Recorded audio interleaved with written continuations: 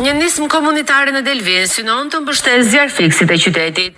Mjeku Nikolin Kote shprehet se së bashku me nxënës të gjimnazit Sulejman Delvina siguruan ndihmën e një grupi zjarfikësish nga Colorado në SBA, të cilët duruan veshje profesionale.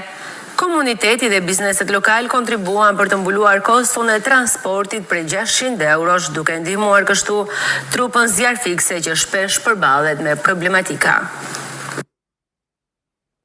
Dëshira për të qenë pranë zjarfikësve të Delvinës me mbështetje reale për të fjalëve ka çuar në marrjen e një nisme komunitare.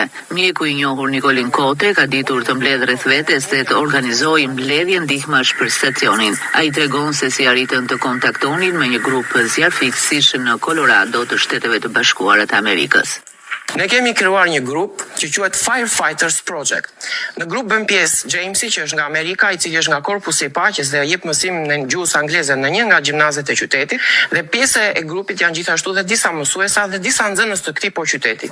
Ishin nxënësit e gjimnazit Sulejman Delvina, ata që kontaktuan me drejtues dhe zjarfikës të stacionit në Delvin dhe u bë identifikimi i mungesave e nevojave për pajisje, veshje profesionale e logjistik.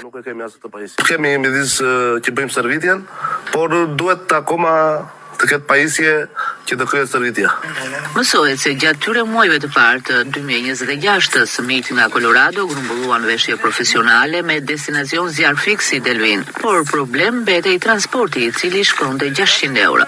Veshjet dhurat pritet të vijë në dispozicion të trupës zjarfikse në Delvin. Kohë më parë, rinia e Finiqit ishte para që u përfshi në një lëvizje të ngjashme donacioni në ndihmë të zjarfikësve të stacionit të kësaj bashkie. Nisma e mjekut të emergjencës Nikolin Kote, i mbështetur nga shkollar dhe nga komuniteti delvinjot, vjen si një tjetër iniciativë mbështetëse me krijimin dhe bërjen veprues të grupit Firefighters Projects.